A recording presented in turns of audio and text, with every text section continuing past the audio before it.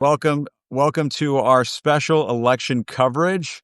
My friend Olivia Troye is on the road right now, but we had to jump in because big news out of the Commonwealth of Virginia. Abigail Spanberger, the Congresswoman from Northern Virginia, has been elected governor. She's the first woman governor of the Commonwealth of Virginia. How about that, Olivia? What do you think? What do you make of what we're seeing tonight? This is an early call. I'm so excited. Yeah, It is, and decisive. And yeah. look, I've been a resident of Virginia for, man, way too long now, 20 years maybe, on and off, and between deployments and everywhere else. So I am really excited, and I am so proud of the campaign that she ran. I mean, uh, she put in the work, and she She did. traveled. She actually traveled to a lot of smaller, like very red suburbs as well, like smaller counties like that. I mean, she really tried to reach everyone, and I think her hard work paid off. And this is a state where a lot of federal workers have been impacted, right? That's a big thing Totally. here. As the Doge effect was real. The shutdown continues. My family is part of that impact along the way, so it has been Yeah. very hard. And I think the voters spoke, and so I'm also really excited to have a woman as a How governor of about that? Virginia. That's pretty awesome. It is pretty awesome and long overdue. I mean, I grew up in Virginia, and I mean, it's been pretty much the same kind of governor. When I was in college at JMU, Doug Wilder was the first black governor in Virginia, and he made history in that regard. And I can't believe it's taken this long for a woman to become governor of Virginia. But the other thing about Abigail Spanberger that's interesting is she was in this national security mom She was. vein, and sort of like Mikey Sherrill in New Jersey. We're waiting to see what happens with Mikey Sherrill. But I mean, what do you think about that aspect of this? You have somebody who comes in with some gravitas. I mean, a former CIA She officer. does. She does. And I Yeah. think she is a representative of public service, right? She comes from the community that I personally have so much respect for and worked in. And it's nice to see someone that is going to serve at a high office like that, who really understands a lot of people in the state and in the area, because there are a lot of public servants who live in the DMV, especially, right, and throughout the state Yeah. of Virginia. And that was one of the things that we've seen throughout the year. And I hope also that this is, I would say, a positive and uplifting moment for people who've been impacted to see someone like her lead. And Yeah. here I am. I'm a Republican leaning, I would say, voter who Yep. is someone who proudly voted for her. So I'm Yeah. very, very excited to see her good work in the state. Right. And it was kind of hard for, I think, a lot of Virginians to vote for Winsome Earl Sears, whether you're a Republican, a Democrat, or an independent, because, I mean, she was so extreme, and she was sort of seen as the far right wing of the Republican Party in Virginia. And that, I think, really helped Abigail Spanberger to some extent. But I think, this was just all in the Democrats' direction. I mean, Donald Trump handed Virginia to the Democrats with Doge, with these layoffs, with the shutdown. He's shutting down the government in the middle of an election season. I mean, that is stupid. Right. And it helps. It certainly helps the Democrats. Yeah, I think so. And Yeah. look, I know plenty of Republican voters that I know in Virginia who voted for her, for Spanberger, Yeah. because they could not support Sears in her candidacy and what she stood for. And I mean, she's just, uh, representative of a more extreme MAGA wing of the party. And I bet here's the thing, like, Trump didn't even endorse her. So Right. I think that was kind of interesting. Yeah, he Very endorsed telling. it. He endorsed that Jason Miara's guy who's running for attorney general, who may win tonight. Although it's not clear yet if he's going to win, he may win tonight only because Jay Jones, who ran as the Democrat, really screwed up and sent these god awful texts back in a They few were years awful. back. They were heinous. And Virginians, they just don't. I mean, they will vote against that even if they're Democrats. I mean, I just know how Virginians are, and they just will vote against that. And so Miara's made, and Donald Trump endorsed him, but not Winsome Earl Sears, Yeah. which is wild. Speaks so many layers to that, Tim. There's so So many many layers. layers. So many layers. There, we can unpack that one for the rest of the night, but let's not do that. But I mean, it is a rebuke of Donald Trump, and it's a big. It is. And I mean, for this race to be called this early, I mean, I don't know what the Glenn Youngkin thing was, if it was called earlier or not. I don't think it was called this early, but like this is calling a Virginia governor's race extremely early. So that is telling me that there's a bit of a voter revolt going on. And Olivia, I was down kind of in your neck of the woods. I was in Northern Virginia early in the day talking to voters, and I was talking to Latino voters, and a lot of them were really pissed off about ICE, these ICE raids, the immigration tactics that have been going on. That's just got everybody completely Yeah. furious across the country.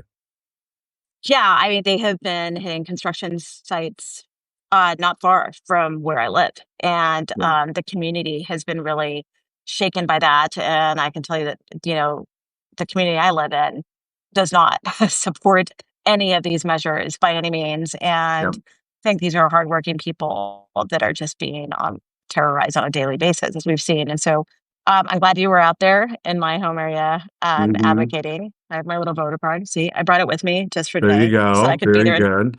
spirit. I did vote. Um, yes, so I'm rushing back. Somebody And said, we're Olivia, the lighting on your face is lit. And I was like, yes, welcome to my makeshift, my car set. What do y'all think of mobile my automobile studio. scenario? My mobile studio, literally. You're driving. Well, just truth and advertising. You're driving, but you're not behind the wheel. You're going down the road. Somebody else is behind the wheel. I don't know if we can identify that person, but somebody else is behind the wheel, and you're using the Will light do. in the visor to light yourself, which is ingenious, I have to Yes. say.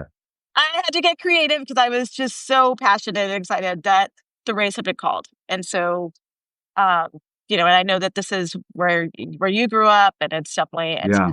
been home to me, and I've just been very anxiously awaiting the results of this. I even, I think I had expressed concern to my neighbors. I was like, I don't know, this might mean that I might need to move, depending Yeah. on what happens in this, because that is retribution is very real in my world, as you know. So, I know. I and know. in our circles, yeah, I know. And it feels like a pressure valve is being released a little bit tonight for a lot of people.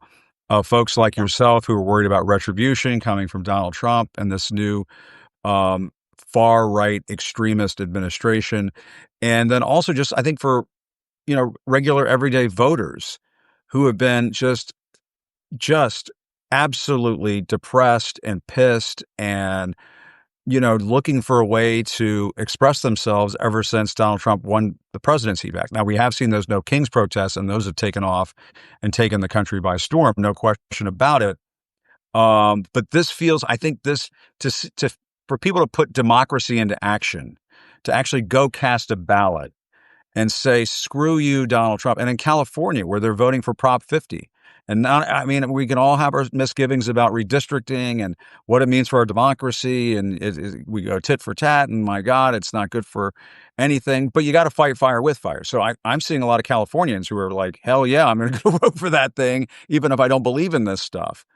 And I think a pressure valve is getting kind of released tonight. People are letting some stuff out of their system. yeah. And look, Yeah. it's been quite the almost year.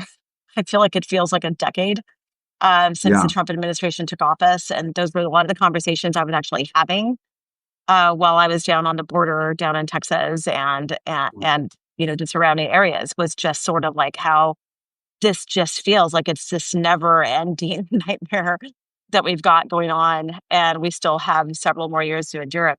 But Yeah. tonight is a night of hopefully positive energy, um, and in terms of what's happening in Virginia, and we'll continue to see how this plays out. I'm seeing some update from some of the comments of people that are tuned in that are talking about the New Jersey race, and they're very Yeah. hopefully it's looking positive there.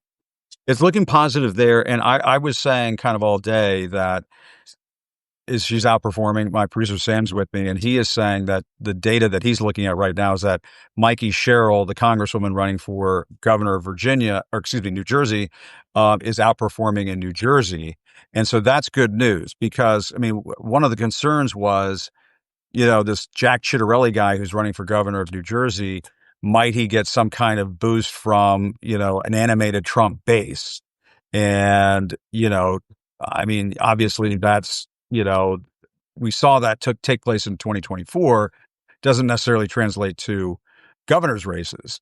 But I think Trump also saying, I'm going to go after these projects in the tri-state area, threatening the Gateway Project, I believe it's called, that was going to Right. improve transportation between New Jersey and New York. I mean, again, you know, I mean, Donald Trump has this thing. I think he has a thing for, I mean, he says he has a thing for having, pick the winners who win these races and so on. But I think there's a sadistic part of him that likes to see people lose on his side. You know what I mean? It's just something weird about Oh, him. yeah. Well, he's a narcissist. Yeah. He's a Because it's narcissist. not, because he doesn't like the focus to shift off of him. Right. Right. So it's kind of a weird, he's a walking contradiction of that, which is why I don't understand why Republicans continue to rally behind him. But that's, same song, Yeah. different day.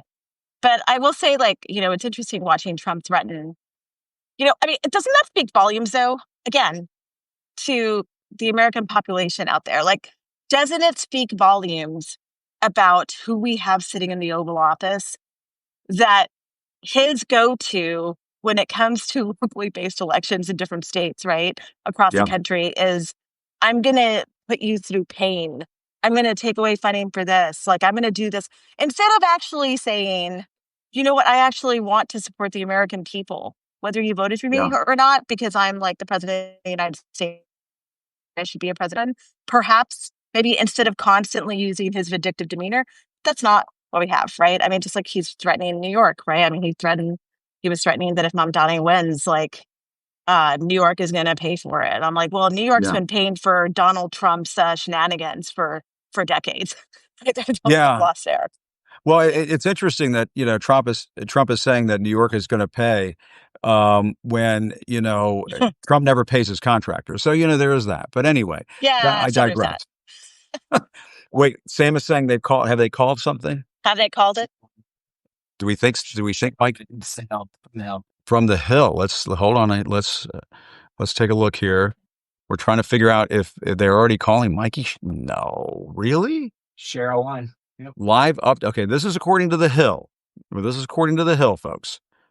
The Hill says Abigail Spanberger, Mikey Sherrill, two former Democratic House members, will now leave Virginia and New Jersey, according to Decision Desk HQ. That's it. They're fairly reputable election social media site, I guess you would call it, social media Mhm. group. And they are now projecting that it will be Mikey Sherrill and Abigail Spanberger winning both of those races. Wow. If that is the case, It's amazing. that's a huge deal already right now before 9 o'clock. She outperforms Harris by 12 points in certain counties. My producer Sam is saying that Wow. Mikey Sherrill apparently has outperformed Kamala Harris in a slew of counties in New Jersey. This will make Mikey Sherrill the second female governor in the state of New Jersey after former Governor Christine Todd Whitman. Of course, we all remember Christine Todd Whitman. But that is An a outspoken huge Trump development. critic, by the way. Another outspoken Yes. Trump critic, as a matter Yes. of fact. Former But there were a lot Republican. of concerns heading into Election Day that maybe Mikey Sherrill had run the best race, that, they needed Obama to come in there to help close the deal and so on. And I mean, to me, before 9 o'clock p.m. on election night, these two national security moms winning in Virginia and New Jersey, that is a huge development. That is a rebuke of Donald Trump, it seems to me, for it to happen this quickly. Yeah, I think most definitely. And I think it's powerful also just because, there's such disdain by Trump and his circle of people and some of these MAGA movement people, right, towards the national security community. And they're constantly trying to undermine it. So I think it's amazing. I think it's awesome that we have these two women. They're going to be leading these two states. And I hope that this is a trend to continue and going forward, especially when people say that, women can't get elected to that Oval Office. So hopefully this is continuing to push the boundaries here and the barriers. We'll see. Now, I don't know if I'm taking too big of a risk. Did I see What some are you people saying? saying, Did I What see are you some people doing? saying Fanone at the bottom? Did Fanone jump on I the? did. I think I did see Fanone's name. Fanone, are you here? Say Is something. Fanone here? Is Mike here? I Drop got a to comment. drop a comment if Fanone is Where? there. Let's see. I'll put the invite out. We'll see if he connects. We'll see what we get here. But there was so much disappointment a year ago, almost this night, when Kamala Harris came up short, and now you have two women leading the way in both Virginia and New Jersey. There's Mike Fanone right there. Where are you, Mike? Are you in the car too? Yeah, I'm driving home from soccer practice. Oh shit! Sorry, Mike. All right, I got to get you. What's your quick take then on all this?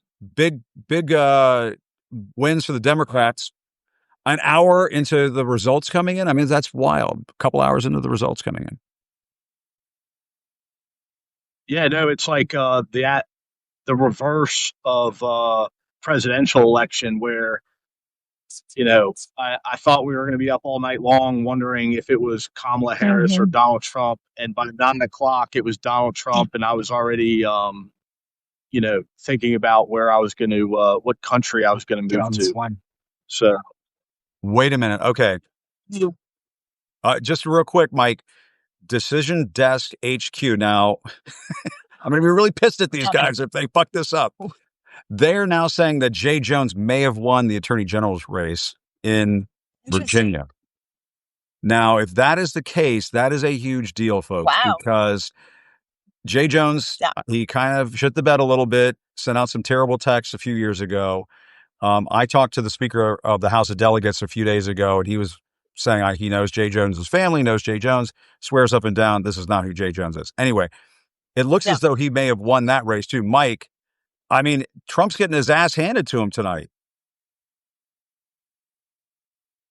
Yeah, great, good. America, America hates Donald Trump.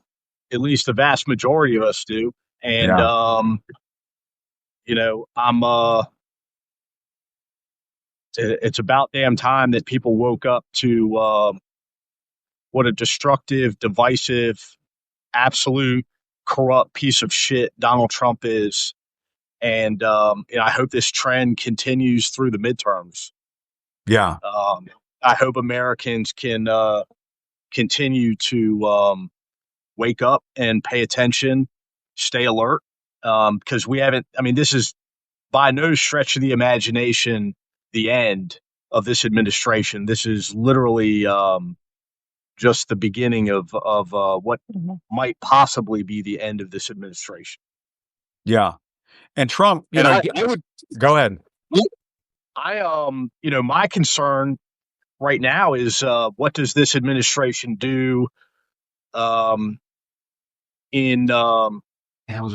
just in it. How does the administration respond? And if their past dictates the present and future actions, it's going to be to double down. And I think we have there's a less likelihood that we end up with free and fair elections in the midterms. Yeah, I was just thinking the same thing, Mike, is how Donald Trump reacts to this, because he's staring a voter revolt in the face right now. And he's going to say things were rigged and the mail-in. He's going to throw in all the bullshit lies that he always does.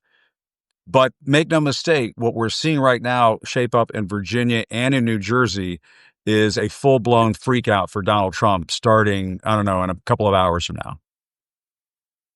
Yes, I look forward to reading his Truth Social posts when I wake up tomorrow. Yeah. All right, Olivia, what were you going to say? Well, and I think it's a rebuke against certainly the Trump administration and their policies, especially in Virginia, right, where we just talked about that, where there's so many government people in public service, government contractors who have been hurt by the things that DOJ did and a lot of their policies and a lot of the the firings that have happened across government. But I think it's also a rebuke against the Republican agenda overall, right? I mean, they had that big, beautiful bill monstrosity where people are really wondering what is going to happen to a lot of their benefits that they get, like, Social Security, Medicaid, like things like that. And then right now you're watching what's happening with SNAP benefits in the middle of this shutdown. These are very real everyday things that are impacting people. So people are responding to, while we can't really, hopefully it's a positive note and prediction for 2026 and what's to come later on. I think people are voting right now for survival under what's happening here. Right. And so I think that is what the voters are really reacting to and voting on right now and speaking to, is just saying like, hey, like, what is happening here? We're going to stand up for our communities in terms of like what we're seeing here. And we've got to figure out how we right the ship, so to speak, in terms of what these, agendas. Yeah. I voted in Virginia, Jim, the first day of, the early elections back in September. And there was actually like a line of people lined up at the polls for early elections. And I mean, I talked to quite a few of them, and listen, like, not knocking Abigail Spanberger, but they weren't there because she was a awe-inspiring candidate.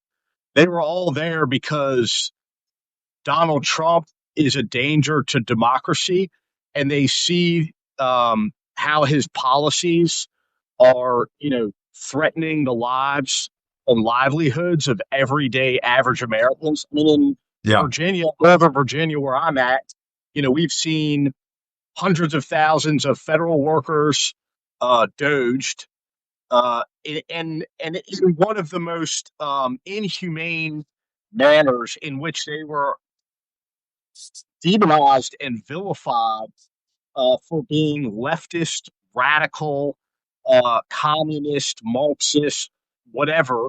And these are career civil servants. The same thing with,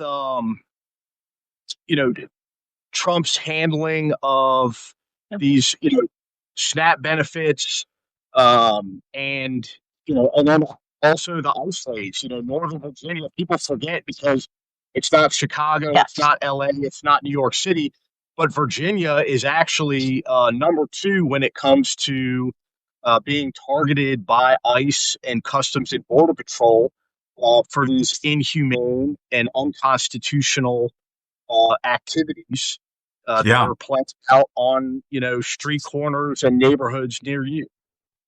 Yeah. And I mean, Abigail Spanberger, by the way, about to speak in Virginia and obviously declare victory. The other thing, too, you mentioned those SNAP benefits. Trump is cutting off SNAP benefits right after he throws a Great Gatsby party in Mar-a-Lago. I mean, he has massive I don't give a fuck energy. And the voters are going to remind him that he is still, or at least his party is still being held accountable right now. And there's more accountability coming, it seems to me, Olivia. And he's acting like somebody doesn't care, but and maybe he doesn't. Maybe he doesn't give a shit what happens next because he's won his second term or whatever. But I mean, it seems to me the voters are pissed. They are pissed off. Oh, Olivia froze there. I got you both driving. I got you both in the car. Mike, why don't you take that one? The Great Gatsby. I'm pissed. I'm pissed off. Yeah. But to be honest with you, like, I love it when he does this stupid shit. Like, I love when Trump throws Great Gatsby parties and then in the same breath tells Americans point blank. There we are. Okay. I'm gonna hold your SNAP benefits hostage until the Democrats reopen the government. Yeah. That to me is first of all, that's authentic Donald Trump. That's who he is. And I love to see Donald Trump be Donald Trump and shit all over people that have supported him through not once, not one, not two, but 3 election cycles. And now, they get to see exactly what they voted for and the kind of despicable, vile human being that he is. And Olivia, are you back? I think you were kind of going in and out there. I was trying to signal that I was down to one bar. We went through a dead spot, but I think we're back. Somebody's saying Olivia as film noir, by the way, but that's a Yeah, this is a new look I'm going for in terms of Yeah. studios. What do y'all think? Maybe the I think noir is ending. At least let's hope. yeah, I no, I think that what is really has always been very disturbing to me as someone who heard him disparage his own followers repeatedly and the way he would talk down about them is just always been like the people that are getting hurt the most in many cases are the people who are his followers and supporters. And Yeah. so, I'll be really interested to see the breakdown in Virginia counties. I'll definitely be digging into that later on Yep. tonight when I figure out how they voted, what groups are really responding to this. And I do think it's a reflection of concern for what is really happening in terms of the policies that are being imposed by this Republican and Trump agenda. So Yeah. we'll see. And the greater thing of that people don't talk about is it's not even just in Virginia certainly it's public servants, it's government workers, but everyone is feeling the effects. Definitely. Right, businesses down to one bar. Uh-oh. You're down to one bar, and Mike's getting out of his car. We still got you, Mike. Olivia, if we Oh yeah, I'm here. Olivia, I'll let I'm you go. I'll actually let you going guys into my focus on apartment now, driving. so. But thanks for joining. And my phone's dying too, by All the right, way. buddy. Mike, you hang in. If you can hang in there a second, I'll keep you. But Yeah. I mean, Yeah. maybe folks are ready for a couple of moderate national security moms. Like you were saying earlier, they might not be the most dazzling, but maybe folks are ready for the adults to come back home. You know what I mean? Like the kids trashed the house. They're throwing a big kegger right now, but mom's coming home and she's pissed. Remember when Tucker Carlson said daddy's coming home and he's pissed off? Maybe mom's coming home. And that's what we're Yeah. seeing No, tonight. I mean, I'll be interested to get out and talk to some more folks in the days and weeks ahead. I know we have a rally coming up. Actually, have a rally tomorrow in Washington D.C., the Refuse Fascism rally that I'll be attending, and I'll talk to some fellow Virginians and see their thoughts. I mean, listen, like pretty much anybody could have run in Abigail Spanberger's place, as far as I'm concerned, and I would have voted for the Democratic candidate because I'm a democracy absolutist, and Yep. I believe that under this administration and under the Republican leadership, that democracy is being threatened. So that's all it took for me, and I think that I'm sure that I mean, listen, there were a lot of people that I spoke to that that were uh, that was their issue as well. But then there was a lot of people I think that agreed with you. They were just what you said. They were just looking for some return to normalcy when Yeah. it came to rhetoric, demeanor, conduct, and Winston-Salem Sears was like the Oh, she was. female version of Trump. Yes. Um, The I am she was a speaking nut. ads and all that Yeah, shit. There was. yeah, I am speaking. Yeah. yeah, she was a nut. And shit, correct me if I'm wrong. She didn't even garner Trump's endorsement. She did not. Trump did not endorse her. Now, apparently, she said a few years ago it was time for Trump to go away, and I guess he, of course, remembered that. But yeah, Trump's forgiven people for saying a hell of a whole lot more than that. I yeah, think it just comes down to Trump doesn't like to, if he sees a loser, if he thinks that she's going to lose, he's not going to endorse her. that's right. That's And right. so, that's all that came down to was he knew she was going to lose. I think you're right. No, I think you're right. Well, we don't even know what's going to happen in New York City yet. It looks like Mom Donnie's going to win there, and everybody thought that was going to be the big story tonight. But it seems to me the big story is, I mean, I'm looking at the results right now for New Jersey. Mikey Sherrill is 20 points ahead of Jack Ciattarelli, who did have Trump's endorsement. I mean, that guy is getting smoked right now. And in Virginia, I know that there are folks who are calling Jay Jones to win the attorney general's race.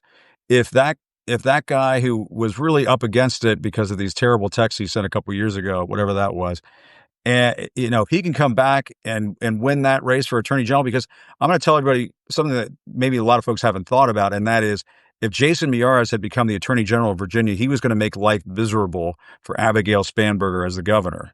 And one of the things that was going to take place next year is the Virginia Democrats are going to try to redistrict so they can bring some seats into the Democratic column, because Texas and so on. And so this is a big deal if the Dems sweep the table. You know what I mean? Oh yeah, no, absolutely. I mean, I was, it was just as important to me as a Virginian that, that Jay Jones won the election,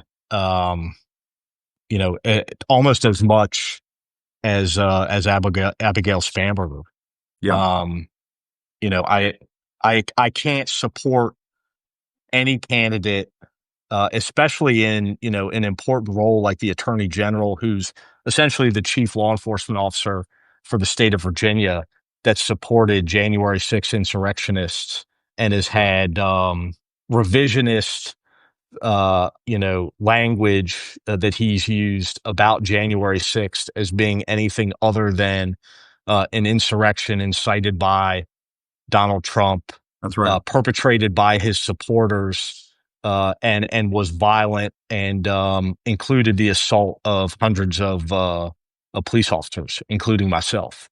Yeah. So, that's right. No, and you mean they showed the ads in Virginia, Trump saying, "Come on, Miyares, come on, Jason, come up on stage." I mean, they looked like they were buddies, no and doubt.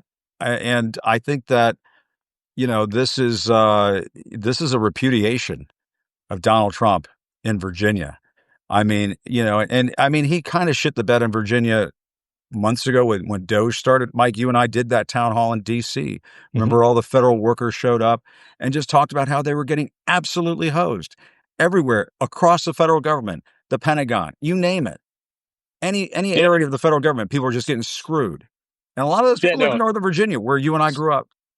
I mean, Northern Virginia, there's a lot of federal workers.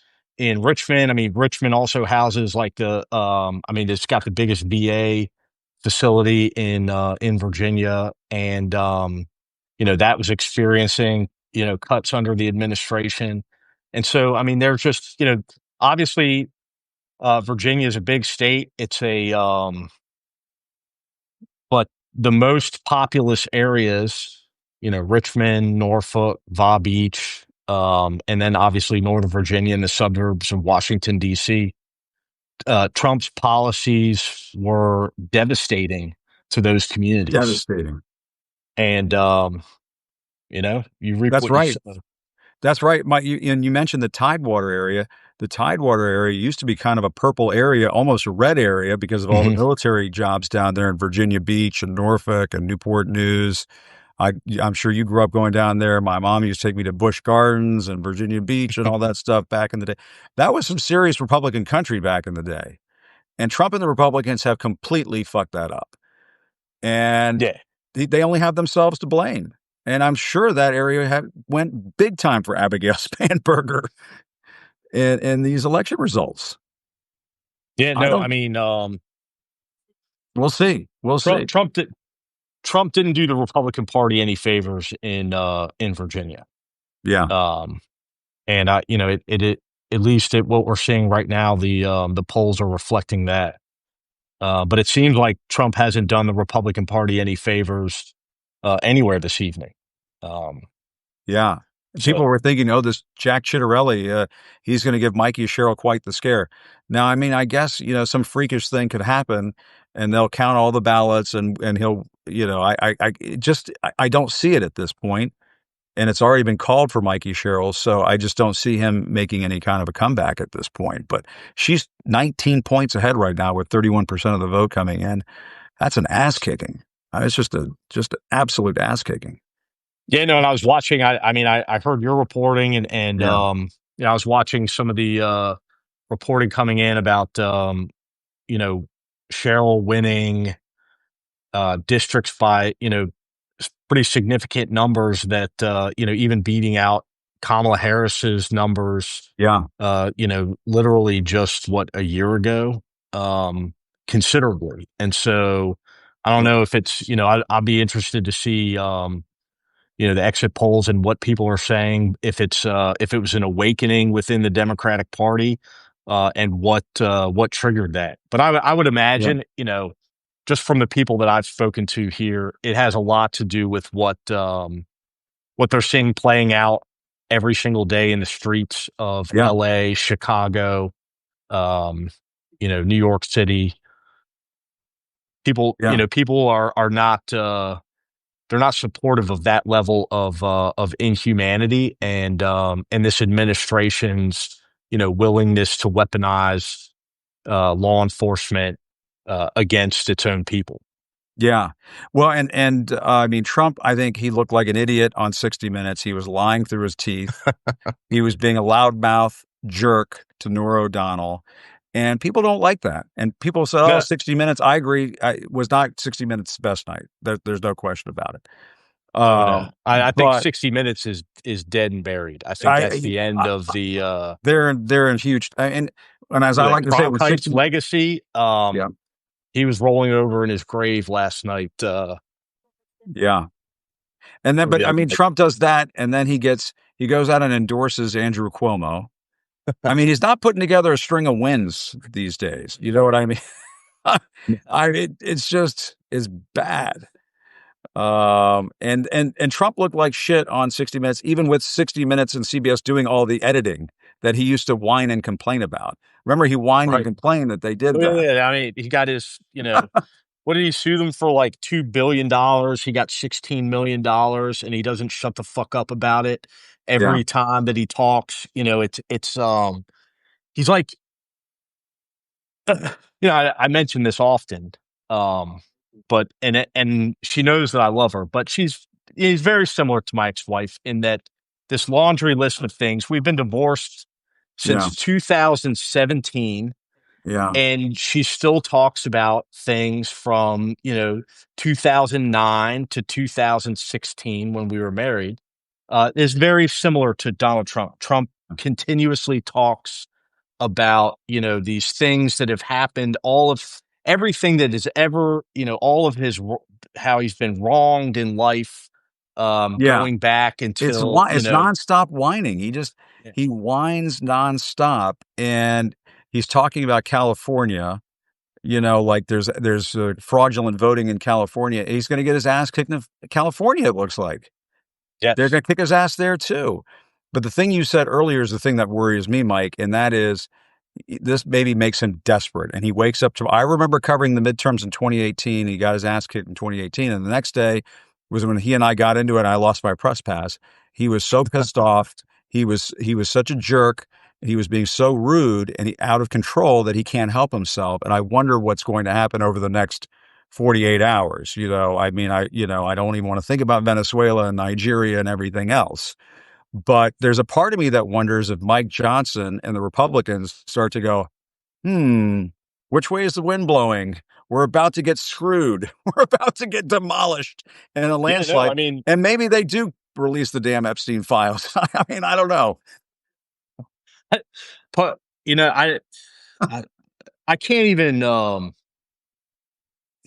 can't, there's just no like analyzing any of these people. At least I can't seem to figure them out. But, part of me does think that Johnson was, withholding the Epstein files and waiting to see which way the wind blows, like you said. And this is kind Yeah. of like this is the Republican Party's lifeline.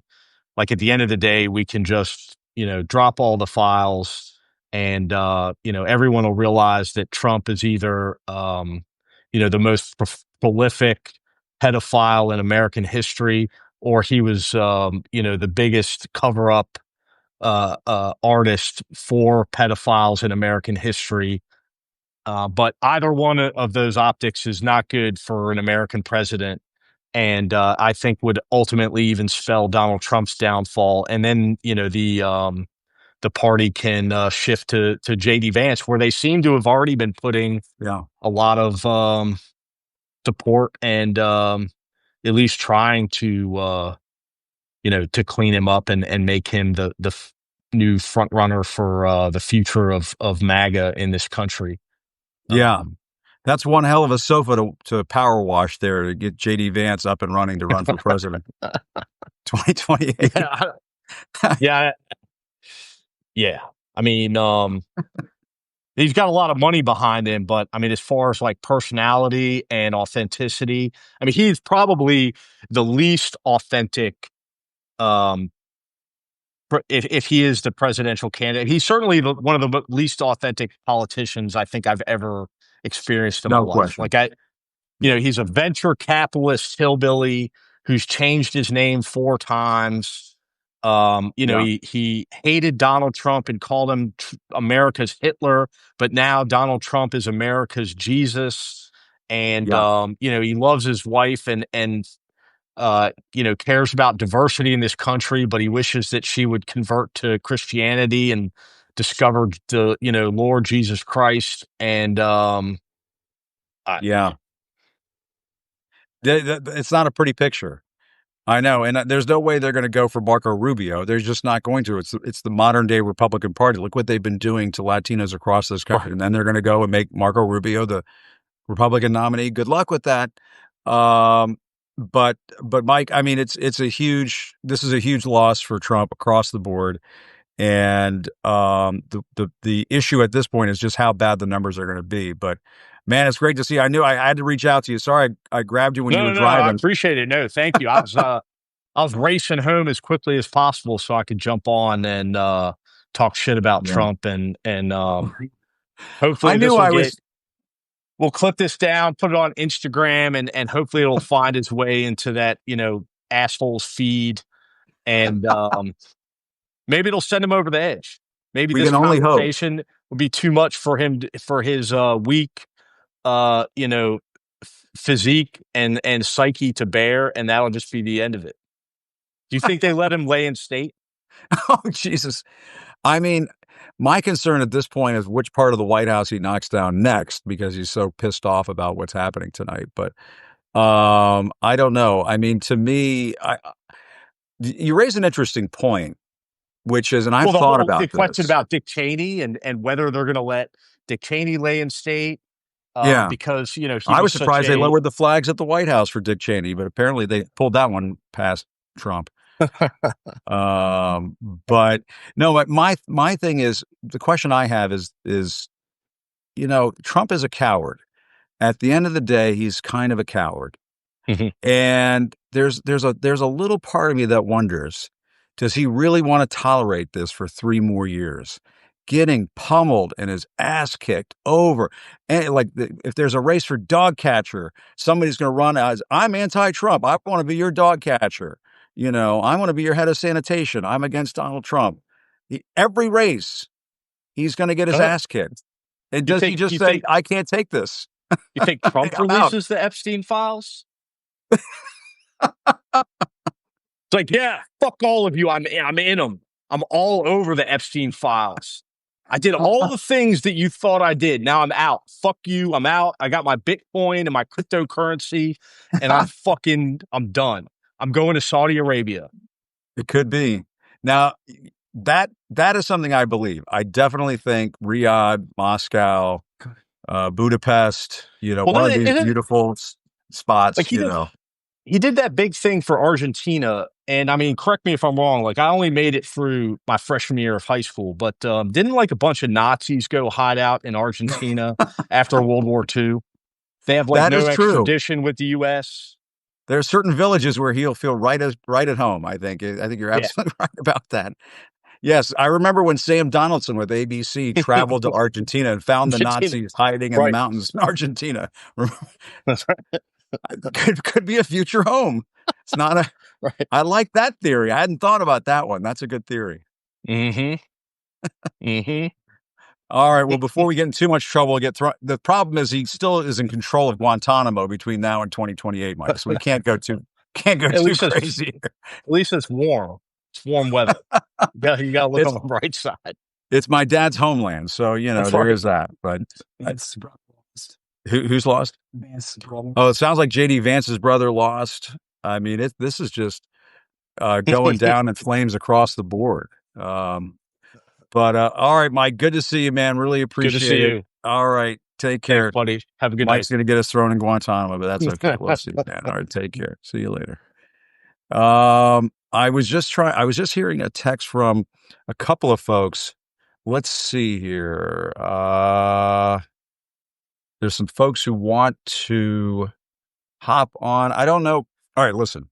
I'll try to tap dance a little bit here, and let's see if I can find any other friends to jump on with us. I have one other option here. The one problem I have is my phone is going to die. The joys of Substack here when my phone is not doing so good.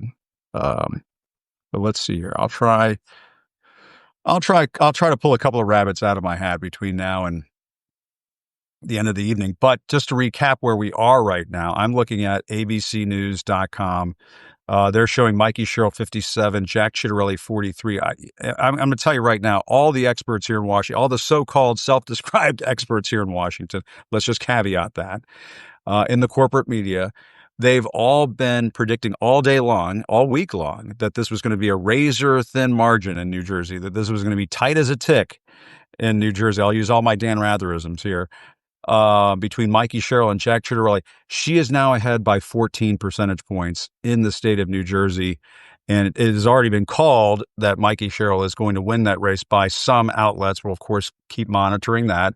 Of course, Abigail Spanberger, she won the governor's race in the Commonwealth of Virginia. That was called, what was that, 30 minutes ago? That was about 45 minutes ago. That was called.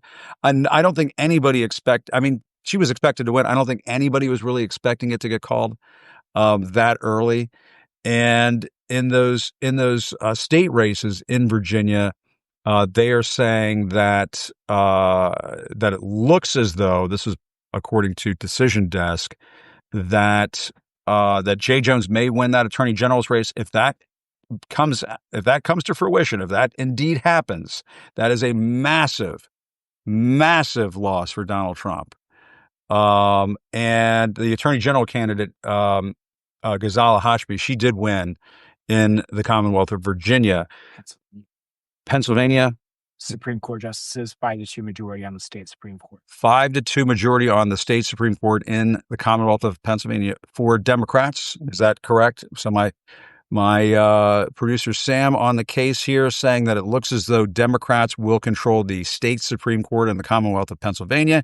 Anybody who saw what Donald Trump tried to pull the last time around not the last time around, the 2020 election, I should say, when he tried to steal the election.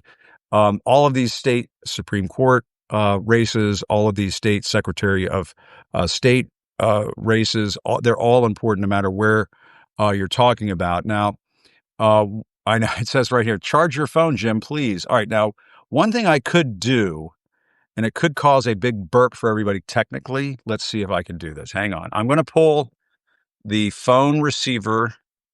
I have a microphone. Hang on, everybody. I have a microphone receiver in the bottom of my phone, so you would have good quality here. And the question becomes, can I get this charger in here for you so my phone doesn't die? And will this tear the whole friggin' thing down? It might tear the whole thing down. If I hold it like that, just so, it'll be okay. Now, the other thing we want to watch for, guys, is in, obviously, the state of New York. And New York, the city's so nice they named it twice. Zoran Mamdani, who was just an assemblyman, and forgive me for saying that, Mayor Mamdani, because he's going to win this race. We're waiting to see the election returns in New York City. Now, Zoran Mamdani, the question becomes, I think, in that race, how large of a margin are we talking about here? Are we talking about, and also where does Andrew Cuomo place in all of this? Because remember, Donald Trump endorsed Andrew Cuomo. Andrew Cuomo went on Fox and Friends, I believe it was this morning, and was getting the Fox and Friends treatment, which is similar to a fluffer in the art of pornography. If you catch my drift. And Fox was asking him all these softball questions, and Andrew Cuomo was eating it up. And the question becomes, with Donald Trump endorsing Andrew Cuomo, where does Andrew Cuomo place in all of this? If he finishes in third behind Sliwa, which I don't expect him to finish behind Curtis Sliwa, but if he finishes behind Curtis Sliwa, again, Donald Trump, how do you spin this? In what way do you spin any of this as a win? You can't. So when your second reign of terror began at the beginning of this year, January 20th, earlier this year, and you decided to come in like a bull in a china shop on meth, and you're pardoning the January 6th rioters. You're doing all of these horrific things across the country. You're initiating this awful, god-awful immigration roundup that we're seeing across the country. A lot of folks in America got, and I think rightfully so, very concerned about the future of our country. But what we all have to keep in mind is that elections do matter. Elections do still happen in this country. And yes, we can all look at these as they're just state elections, Jim. They're just state races. Don't read too much into it, Jim. Remember, Virginia always goes against the party in power. That's how it goes down in Virginia. I get all of that. But look at the margins, folks. Look at where these margins are. When Mikey Sherrill is that far ahead in New Jersey, when Abigail Spanberger is that far ahead in Virginia, that's big doings, folks. That is big doings. Sorry, so it's past the 9 o'clock hour. So forgive me if my language, if the Vegas act Acosta comes into play here, and forgive me for speaking myself in the third person. I don't do that often. But if the Vegas act comes out, that means it's just go with it, folks. As long as you'll say in the comments whether I go too far. As I used to tell my producers, just tell me if I'm going too far. The Texas ballot measure is passed. Texas ballot measure is passed, which means requiring citizenship. All right, so Texas is Texas. All right, here are some mayoral results in New York right now. Zohran Mamdani, this is according to the latest results coming in. Zohran Mamdani, 52%, Andrew Cuomo, 40%, Curtis Sliwa, 8%. Okay, so maybe Andrew Cuomo will finish second in New York City. But Zohran Mamdani, I think, already has a very comfortable lead at this point. We'll, of course, see how that develops. But this is all very interesting. I mean, Curtis Sliwa, people are saying, oh, if Curtis just gets out, okay, even if that had happened, it's not happening. Just called it through some. All right, so the Hill just called it. They are using Decision Desk HQ, which is the great social media internet polling unit. They're saying Zohran Mamdani is projected to win the race for New York City mayor, according to Decision Desk HQ. And as the Hill describes it, ushering in a new era of progressive politics in the city and reigniting the debate over the Democratic Party's future. That's all according to the Hill. I don't know if I agree with that framing, but here's the thing you got to think about now with Zohran Mamdani. He's 34 years old. 34 years old. In the city of New York, how many times did Mike Bloomberg get elected in New York City? This is a city that sometimes votes for Republicans. This is a city that sometimes votes for moderates. Would like to have a business guy run the city. That's New York City. I'm not trying to make any grand sweeping statements here, but for Zohran Mamdani to win as mayor of New York City, to me, is a massive, massive development. And what it says to me is a couple of things. I think it says that, yes, young voters in New York City, they've had enough of Donald Trump. Voters of color in New York City, they've had enough of Donald Trump. And they wanted to show out in force to send a message, not only to the Democratic Party. I think they're sending a message to the Democratic Party. I think what they're doing is sending a message to the entire country. And that is that there are lots of young progressives in America who are ready for new leadership. There are lots of young progressives in America who want to see the torch passed, as JFK once said, to a new generation of leaders in this country. They're tired of the old. They want the new.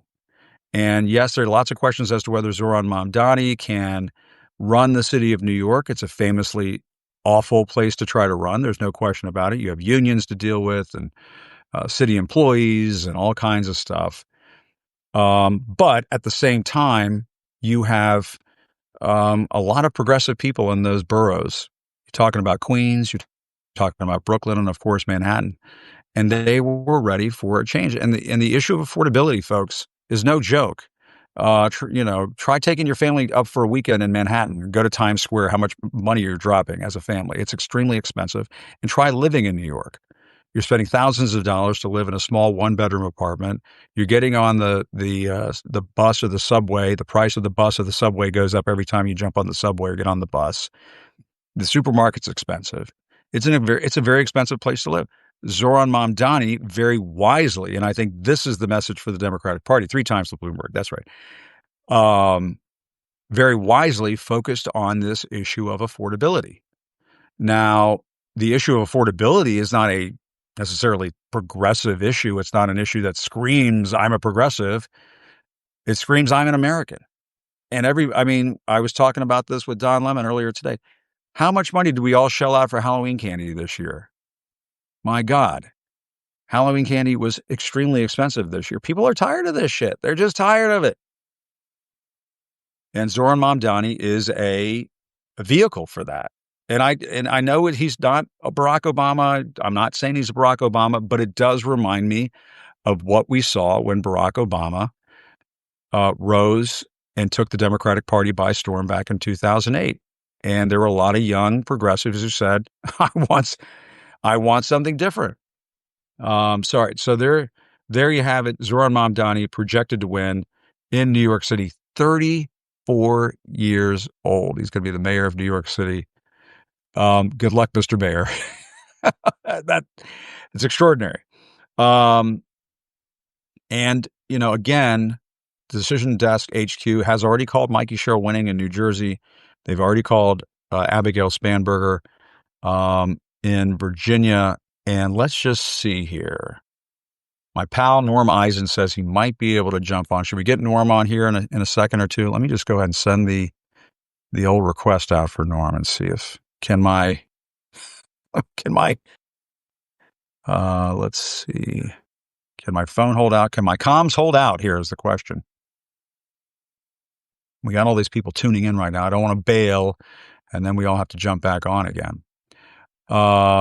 But Duke is very sad. He wants to be let into the room. But if Duke comes in, he will knock everything over. So I might do it at the very end, but I can't do it right now. Listen, this is, and as I was talking about with Mike Fanone just a short time ago, I'll tell Norm that we're ready for him. We are ready for, yeah. I just told Norm we're ready for him when he's ready. As I was talking about with Mike Fanone, this is a massive, massive repudiation for Donald Trump. Donald Trump has been acting as though elections don't matter. Donald Trump has been acting as though democracy doesn't matter, that your vote doesn't matter. He's been doing things as ridiculous as shutting down the government right before a governor's race in Virginia. He's been doing things like cutting off SNAP benefits and throwing a Great Gatsby party at Mar-a-Lago right before there are elections across the country. He is acting as though, as we've all said time and again, he thinks he's a king. And the No Kings protests, of course, reminded him that he's not a king. But protests are one thing. Elections are quite another. And what these elections have said loud and clear. I mean, I toyed with the idea of not doing this election thing tonight with you guys because I was concerned we were just going to be up until midnight or 1 a.m. waiting for all these election results. I mean, I thought Spanberger would win. I thought she was going to win. Mikey Sherrill, I was not expecting that call to happen at all. And so, but as we've been seeing in the last several minutes, the race has been called in New Jersey. The race has been called in Virginia. The race has been called in New York City. It's 9:13 p.m. It's 9:13. And these races have already been called. And I'll tell you, New Jersey, people say, oh, New Jersey, it's a blue state. Forget about it. Forget about it. Folks, I've talked to Trump advisors who have said, we're going to put New Jersey in the Republican column. We're going to turn New Jersey red. This is something that they have been wanting to do for years, folks. Remember when Donald Trump did that big rally in New Jersey? He loves to have those events at Bedminster. They have all been salivating over the idea of turning New Jersey red. And I think what tonight demonstrates is that Mikey Sherrill, very respected candidate, no question about it. National security mom, people like that. But this is a voter revolt. This is the electorate speaking loudly and clearly, saying, no, sir. No, sirree, Bob. You've taken this thing about as far as you're going to take it and no further. And, we'll have to wait and see what the reaction is. That's the concern. I mean, it's one of the reasons why I'm hoping I get Norm on here in just a second. Apparently he's doing another thing. They're asking him, can you stand by and all this stuff. So, we're all fighting over Norm tonight, but, I could always try to bring back, let's see, if we bring back, is Olivia back in an area where she can join us again? Let's just see here. For those of you just tuning in, let's see here. Wanna try again?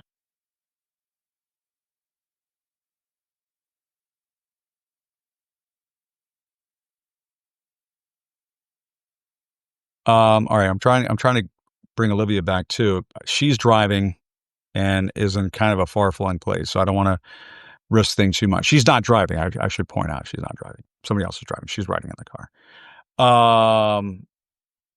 But the issue to me is, how does he react? And if I can get Norm on, we'll get Norm on. We'll ask him that question. But how is Donald Trump going to react in this moment? I mean, in just the last 72 hours, he's talked about Venezuela. He's talked about Nigeria. He has threatened to not provide SNAP benefits, even though a judge said you had to. And then the White House came back and said, oh, no, you have, we're going to pay out the SNAP benefits. Don't worry, we're paying out the SNAP benefits. And, he's sounding unhinged as it is. And the question becomes, how much more unhinged does he sound? How much worse does it get? That to me is the concern here.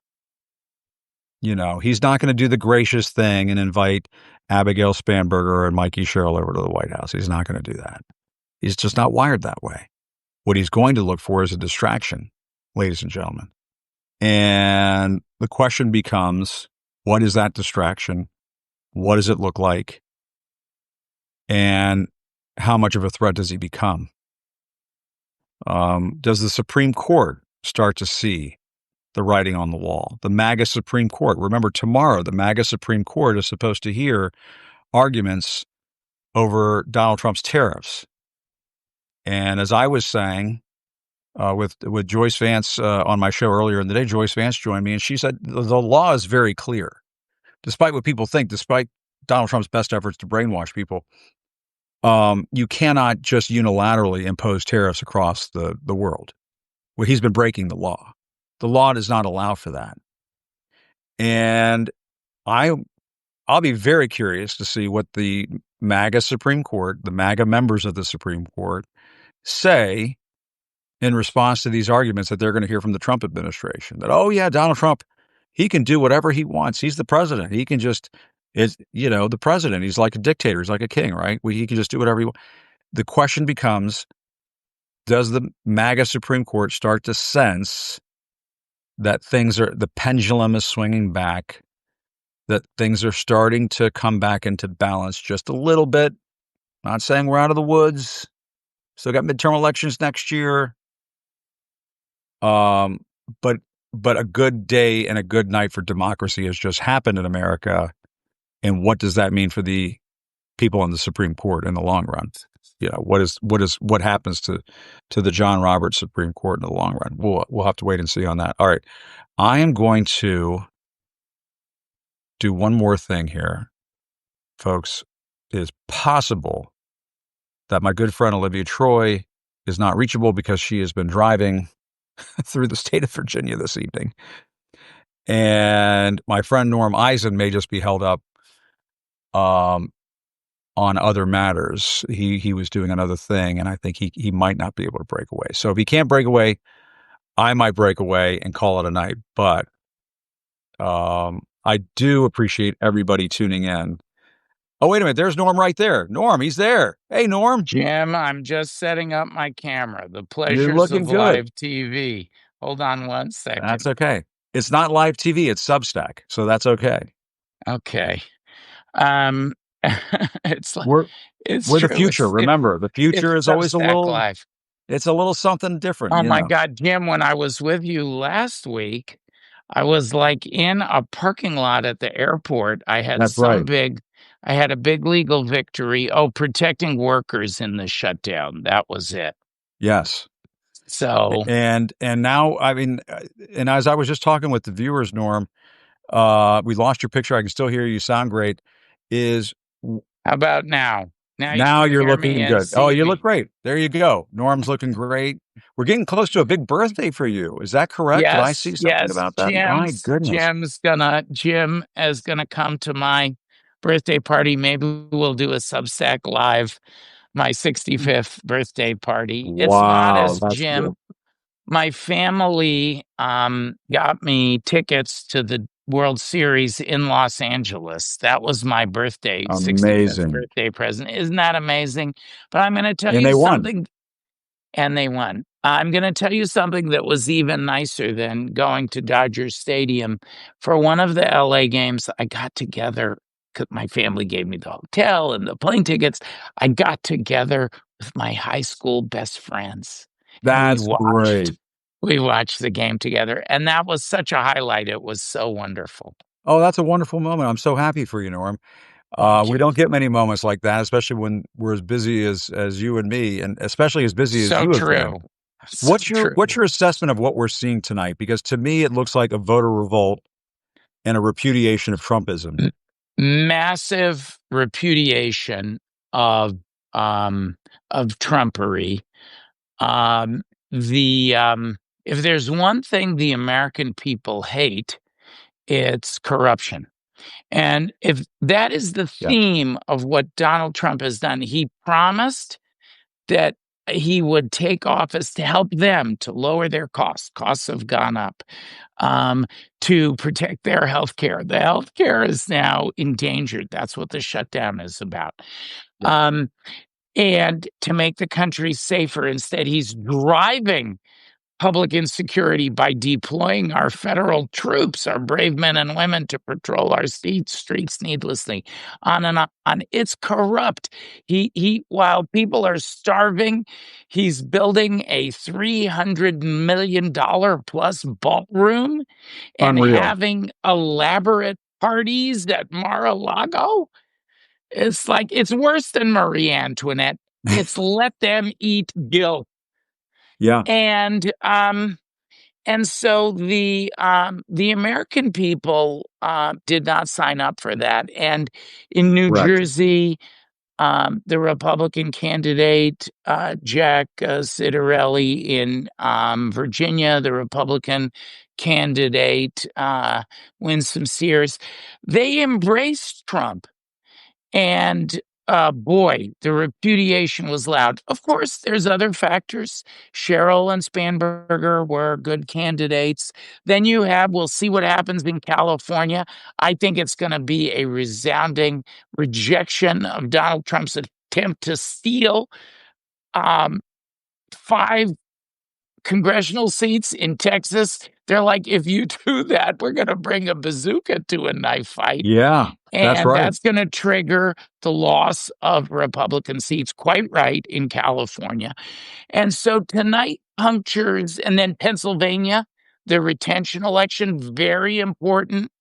Trump allies engaged in a disinformation campaign. Jim, they want to take control of the Pennsylvania Supreme Court. So when you get back to 2020, where I litigated on behalf of Pennsylvania Trump's effort to illegitimately declare he won the Pennsylvania election when he did no such thing. The Pennsylvania Supreme Court race, it looks like those justices are going to be retained. So we'll have a pro-democracy, pro-rule of law court in Pennsylvania. So all these reasons, I would say that tonight, while it has other dimensions, certainly profound rejection of Donald Trump and his brand of authoritarianism. And for once, I mean, ever since, Trump came back into the White House and started this, retribution campaign that has just been far and wide across the country, the voters have not had a chance to have their say. And NBC, I should just note, NBC News has just said that Mikey Sherrill will win the New Jersey governor's race. So now we have multiple outlets saying that Mikey Sherrill. And Norm, remember, all heading into this election day, into tonight, the experts were saying, "Oh goodness, that Mikey Sherrill race, it might not work out for her."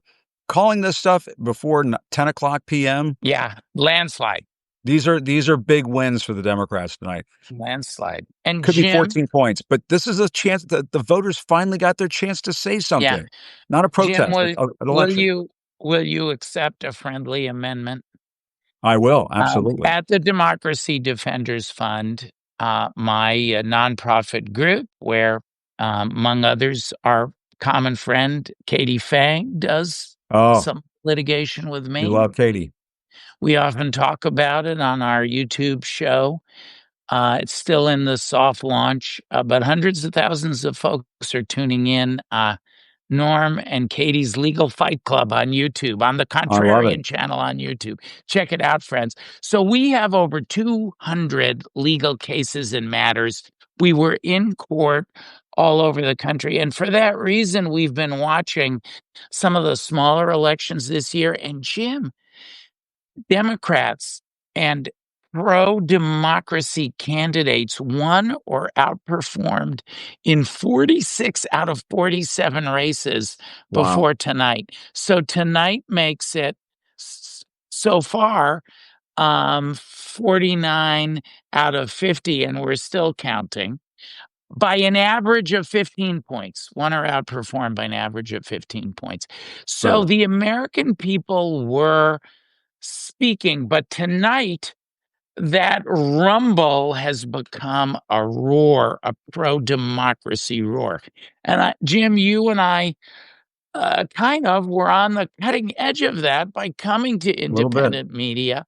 I was a half step ahead of Jim, just a but little bit. I did talk. I love to reminisce about it because you Jim talked me into doing this. I was one of those. But Jim said to me, Norm, I want to be truthful, not neutral. Yeah. The great Christiane Amanpour coined that phrase. Correct. And Jim, you have been so terrific. And may I say, such a smashing success in every dimension. We call it like we see it. And that is, doesn't mean that it doesn't mean that that there won't be very tough times ahead. Donald Trump is wreaking tremendous death and destruction on our country and around the world, and he's doing it illegally.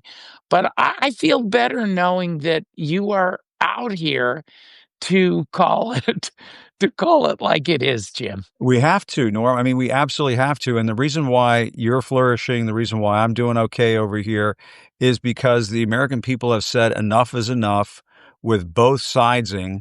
the demolition not only of the East Wing of the White House, but of democracy itself. And they want us to give it to them straight. And Norm, you always do that. I try to do that here. And you just have to say it like it is. Donald Trump poses a threat to American democracy. He made that crystal clear on day one of this new administration when he pardoned all those January 6 rioters. And he's been doing it every day since. And I'm just so glad that people are getting a little injection of hope tonight, because you finally are seeing in real time, physically, tangibly, that one person, one vote still makes a difference in America. Yeah. There were people, and you and I talked about this on the air, who said, oh, Donald Trump will not allow a vote. And maybe he would like to forbid voting, but he doesn't have the power, Jim. Doesn't. Our guardrails of democracy are still too strong. We were in court today at Democracy Defenders Fund in New Jersey, for example, where there was a dispute about hundreds and hundreds of ballots and whether they could be counted or not. And we went right to that court on behalf of LULAC, the nation's oldest and largest Latino civil rights groups, to say every vote must be counted. And the judge ordered it. The judge ordered the court, ordered the New Jersey elections officials to take steps to allow those ballots to be counted. Katie and I talked about it on Norm and Katie's Legal Fight Club on the Contrarian YouTube channel today. In real time, we get on there and do that. So when you ask me, hey, Norm, do you want to come on and assess what does this mean for our democracy? Let me tell you what it means, friends. The state of our democracy is resilient. Yes, Donald Trump, tremendous death and destruction, but there's a lot of pushback going on. And tonight, enormous blow to the solar plexus of authoritarianism. Absolutely.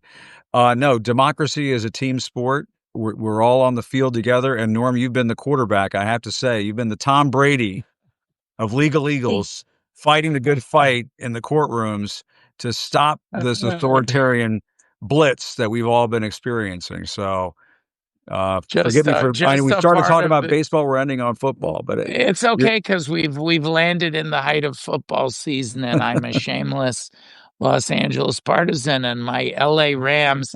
I grew up with the LA Rams, and then they left for decades, Jim. But when they got back in the Super Bowl, I went to Los Angeles to see my LA Rams play and win the Super Bowl. Friends, how about that? We're in the Super Bowl of democracy. Tonight, you can think of it like the first round of the playoffs. And then the midterms will be the second round of the playoffs. I dare not say who, Jim, but one of our CNN colleagues just is watching and just texted me that he loves the beard. The beard is looking great. I got to tell you, the beard is great. It's my wartime beard. It's my wartime beard. I didn't have time to turn on my lights here in my home studio. My button flew off my collar. It's very Vikings Valhalla. I was wearing a t-shirt. Norm, it's very Vikings Valhalla, I have to say. I hope not to end up in Valhalla just yet. That's a good point. But if you do, it will be glorious. That's true. Yeah. So, we're the sports. One of the reasons we love sports are because they're a living metaphor for so many things. And we are now in the playoffs for our democracy. And we're headed for the Super Bowl. Second round of the playoffs will be the midterm elections. I think you're going to see an additional, I don't want to be overconfident. We've got over a year of hard work, but I think we have all the ingredients for a blue tsunami in 2026. And then that in turn will set up the Super Bowl, which is 2028. But Jim, I don't want to take any of that for granted. Of course, the tremendous devastation that Donald Trump will do along the way. But don't forget maybe the most important part, the after party. I'm just back from a trip I travel once a month, just back from a trip talking to the Poles. They won, they secured democracy, but then they let it slip away a little bit. They weren't planning for after the Super Bowl. So we need to Yeah. be looking ahead. How do we strengthen our country? Do we put term limits on the Supreme Court? Do we add Supreme Court justices? Shouldn't we have a law that presidents cannot take cash? It's in the Constitution, but we need an implementing law. It's Yeah. called emoluments and It sounds like a rules. Project 2029 to me, Norm, is what it sounds like. No, I would not. I hated Project 2029. It was an execrances. I call it good old-fashioned American democracy. It's constantly renewing, and we need to plan for the renewal of our democracy. It will be a new era indeed. And Norm, I know you'll be leading the way. The battle continues, but the dream never dies. Norm, the great Norm Eisen. Norm, great to catch up with you, and happy early birthday. I'll see you next week. All right, Jim. Thank you for inviting me back on the show, and thank you for being out here in independent media. We just love it. Thank you. And I won't see you in Valhalla. I'll see you on the battlefield. Thanks. After many, many decades, I Maybe. hope to have the condo next to yours in Valhalla. I love it. It's probably a lot like Miami Beach, Jim. Works for me. If it's like Miami Beach, I'm there. No question about Probably it. a lot like Miami Beach. Mojito in hand. No doubt. See you, Norm. See you, Jim. Thanks. All right. That's the great Norm Eisen. We all needed a little Norm tonight, didn't we? All right, folks, my phone's going to die. Duke is begging me to take him for a walk. Mikey Sherrill, big winner in New Jersey. Abigail Spanberger, a big winner in Virginia. Zoran Mamdani, a big winner in New York City. Proposition 50, probably on its way to passage out in California. A resounding, huge night for the Democrats. A resounding, huge L for Donald Trump. Of course, we'll be covering all of the ins and outs of this tomorrow. But in the meantime, still reporting from Washington. Thanks for tuning into this special election coverage. Thanks for putting up with the Vegas act a little bit tonight. It was a little over the top at times, but I hope you enjoyed it. My thanks to Fanone. My thanks to Norm. My thanks to Olivia as well. I'll see you guys. See you guys next time. Take care. Bye bye.